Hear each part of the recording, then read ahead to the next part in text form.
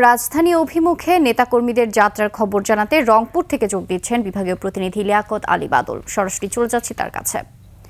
বাদল, রংপুর থেকে ঢাকায় নেতাকর্মীদের আসার খবরে আপনার কাছে আর কি তথ্য আছে আমাদেরকে জানান।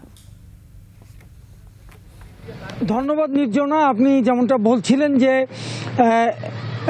দীর্ঘ 18 বছর পরে বিএনপির ভারপ্রাপ্ত চেয়ারম্যান তারেক রহমান বাংলাদেশে আসবেন। উনি সেই সারা দেশে তার আগমনকে কেন্দ্র করে সারা দেশের মতো রংপুরে ব্যাপক নেতাকর্মীদের মধ্যে ব্যাপক উৎসব উদ্দীপনার তৈরি হয়েছে এবং এর গত দুদিন আগে থেকেই রংপুর থেকে নেতাকর্মীরা ঢাকার উদ্দেশ্যে যাত্রা শুরু করেছেন। আজকে এখান থেকে একটা বড় বহর 50টা গাড়ির বহর একটা কিছু মানে 4টার দিকে রওনা দিবে।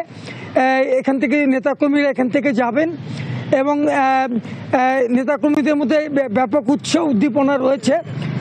এখন এই মুহূর্তে আমার সঙ্গে আছেন রংপুর জেলা যুবদলের সভাপতি নাজমুল হোসেন নাজু। তার কাছে একটু জানতে চাই যে আপনাদের প্রস্তুতি কী অবস্থা। ধন্যবাদ ইটিভিকে। আমরা আসলে আবেগের জায়গা থেকে দীর্ঘ 17 বছর, যেটি বললেন আপনি, দীর্ঘ 17 বছর পর দেশে আসছে আমাদের বিএনপির ভারপ্রাপ্ত চেয়ারম্যান, বাংলাদেশের মানুষের হৃদয়ের স্পন্দন। তো আজকে আমরা গত 3 দিন থেকেই ঢাকার অভিমুখে আমাদের রংপুরের থেকে, রংপুর জেলা মহানগরের থেকে নেতৃবৃন্দ অলরেডি যাওয়া শুরু করেছে।